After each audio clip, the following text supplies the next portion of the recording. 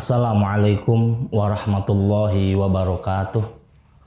Bismillah, alhamdulillah, wassalatu wassalamu ala rasulillah Sayyidina wa maulana Muhammad ibn Abdillah wa ala alihi wa sahbihi wa mawalah amma ba'd. Faya ibadallah ittaqullaha haqqa tuqatihi wa la tamutunna illa wa antum muslimun.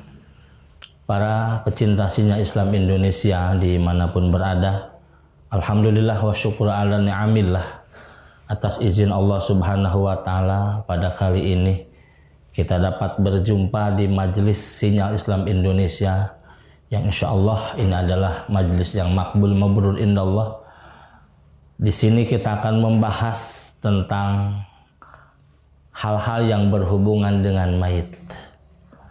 Ini hal yang jarang karena perasaan kita tidak akan meninggal. Nafsu kita tidak akan meninggal. Keinginan kita tidak mau meninggal. Kenapa? Karena yang ada di benak kita, yang ada di pikiran kita, meninggal itu salah satu hal yang menakutkan. Kenapa pikiran kita selalu berpikir bahwa meninggal itu hal yang menakutkan? Karena pikiran kita terhalang dengan kesenangan dunia. Pikiran kita terkabuti dengan kesenangan dunia. Sehingga kesenangan akhirat, kesenangan alam kubur, kebahagiaan akhirat, kebahagiaan alam kubur itu tidak ada dalam bayangan kita. Justru hal yang sangat mengerikan. Beda dengan para ulama. Kalau para ulama, orang-orang soleh, rindu dengan kematian. Ingin secepatnya meninggal. Kenapa? Karena dia ingin cepat menemukan kesenangan yang abadi. Kesenangan yang di akhirat. Ingin mendapatkan kebahagiaan yang hakiki, kebahagiaan di akhirat. Ingin mendapatkan kesenangan di alam kubur, dimuliakan oleh Allah di alam kuburnya. Masya Allah, ya Rahman, ya Rahim. Di daerah Banten ada perluasan jalan. Karena ada perluasan jalan, membuka jalan baru, kemudian ada beberapa pemakaman yang dibongkar. Lebih daripada 100 makam yang terbongkar dan dipindahkan ke tempat yang lain. Dari sekian ratus makam, hanya ada 1 yang masih utuh. Semuanya begitu dibongkar makam, tinggal tulang belulang. Dan anehnya, ada yang tulang belulang terkujur dari mulai kepala, kemudian tulang rusuk, tulang pinggang, kaki, semuanya terkujur. Yang tidak ada adalah kulit dan daging, tinggal tulang belulang. Ada yang tulang belulang semuanya tertumpu di kepala. Dari mulai kaki semuanya ngagunduk di kepala, kayak digunukin, ditumpukan semuanya di kepala. Ada yang ringsek, tidak beraturan, acak-acakan di mana kaki. Masya Allah, ya Rahman, ya Rahim. Allah, ya Rahman. Itu gambaran di alam kubur seperti itu. Tapi satu yang menjadi penasaran adalah salah satu mayit ibu-ibu.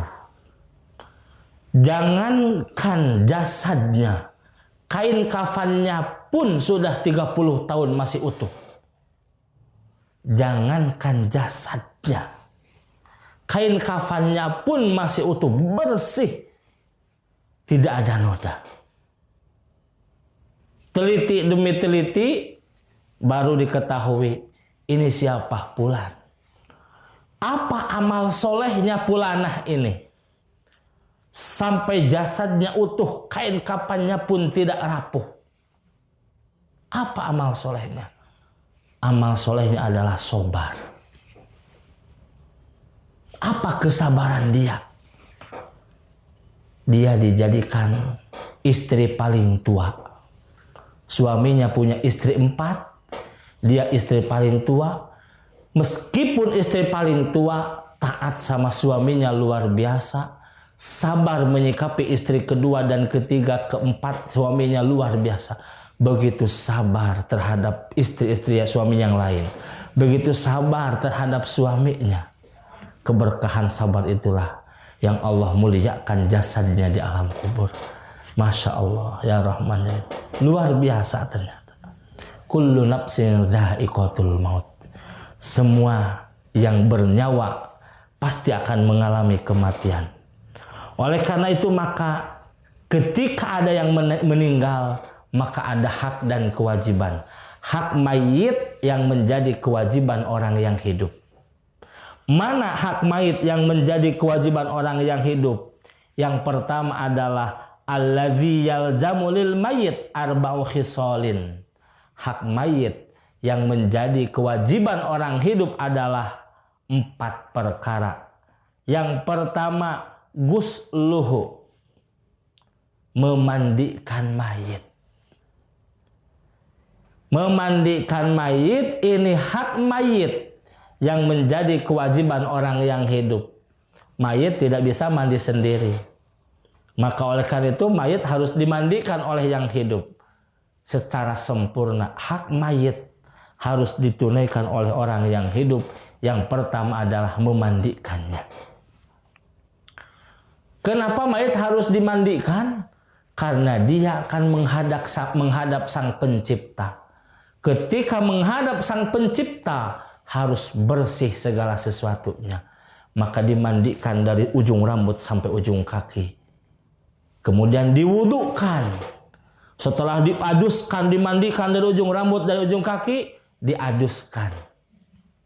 Setelah diwudukan. Setelah diwudukan, beres. Udah mandi, udah diwuduin, dibawa. Dibungkus dengan kain kapan. Dan kain kapannya sama. Orangnya kaya, kain kapannya tidak boleh dari sutra. Pejabat jabatannya tinggi, bahkan presiden, kain kapannya tetap tidak boleh dari sutra. Kain kapan yang biasa orang pakai. Orang miskin, kain kapannya itu. Orang fakir, kain kapannya itu. Orang kaya, kain kapannya itu.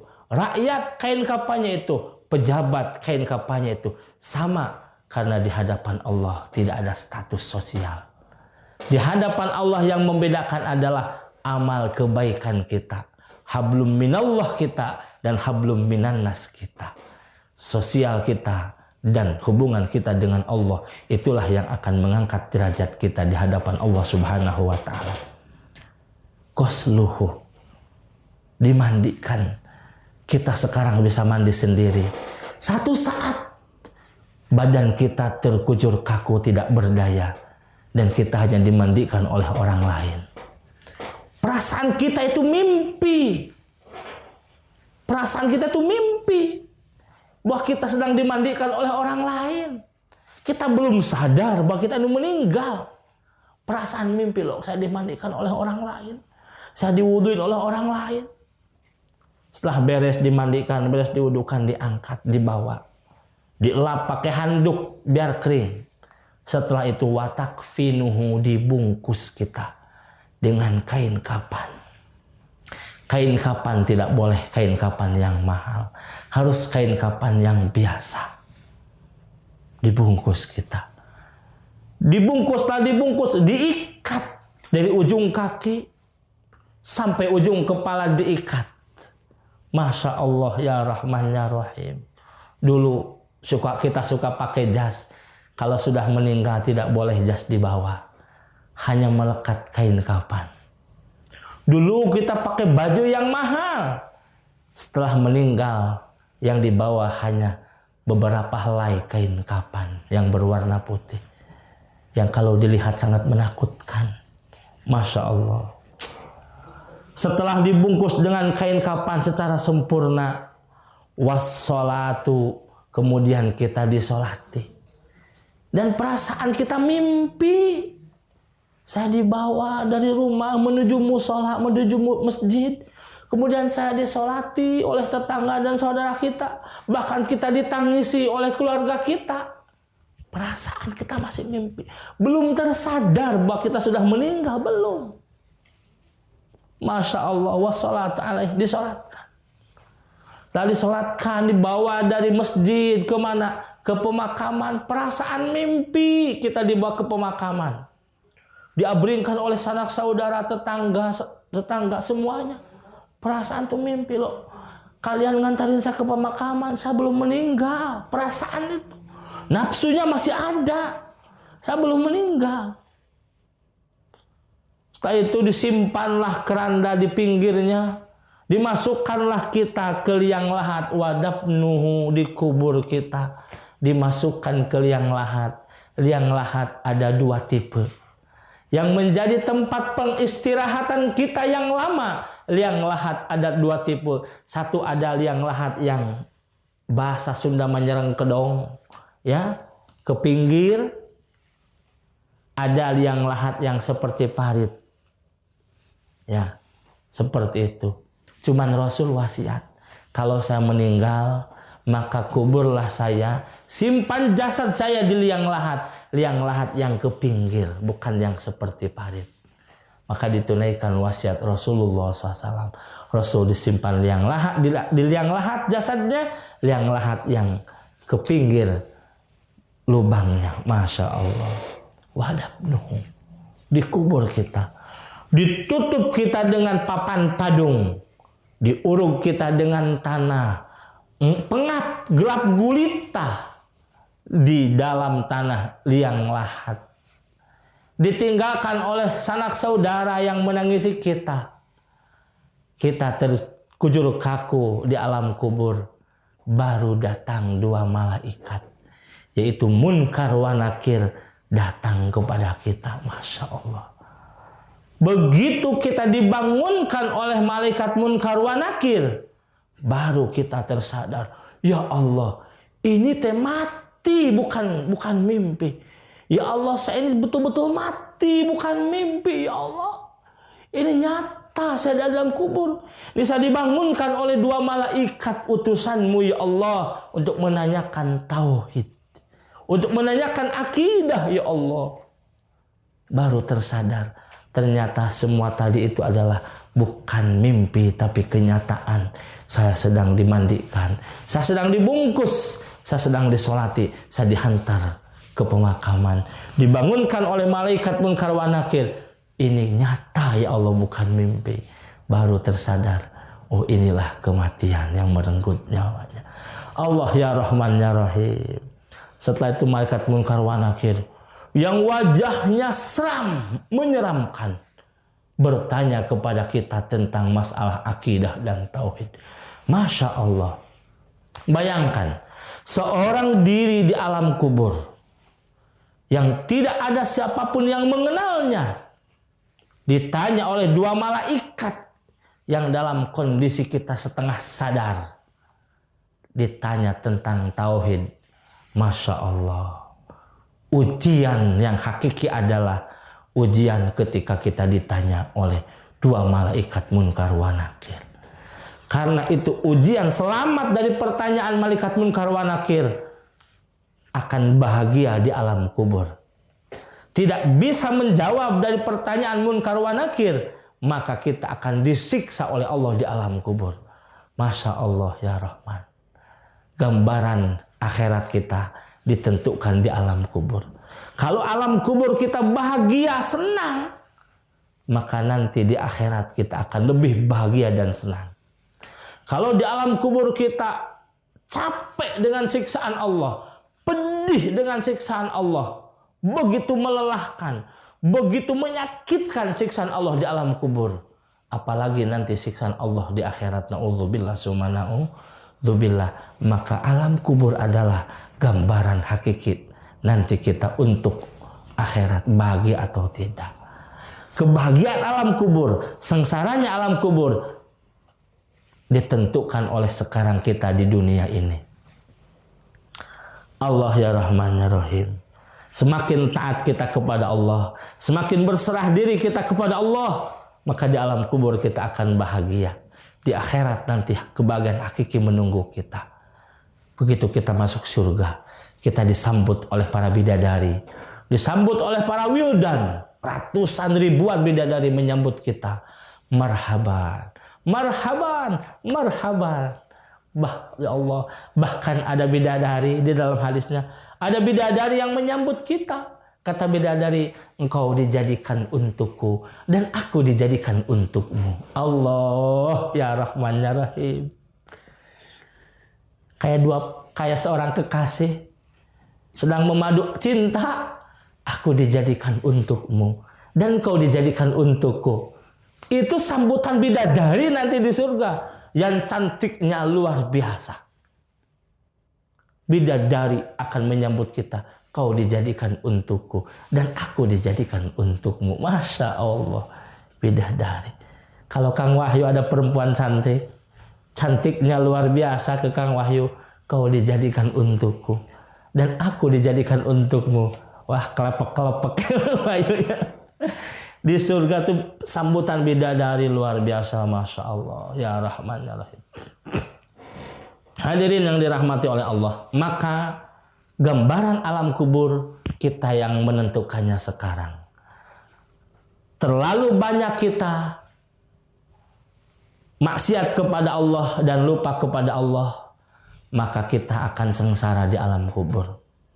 Sering kita mengingat Allah, sering kita mendekatkan diri kepada Allah, maka kita akan bahagia di alam kubur. Amin ya Allah ya Rabbal Alamin. Mari lewat Sinyal Islam Indonesia, kita perbanyak amal baik kita. Perbanyak amal baik kita. Perbanyak investasi kita untuk akhirat. Punya harta, punya rezeki, investasikan untuk akhirat. Punya anak, investasikan untuk akhirat.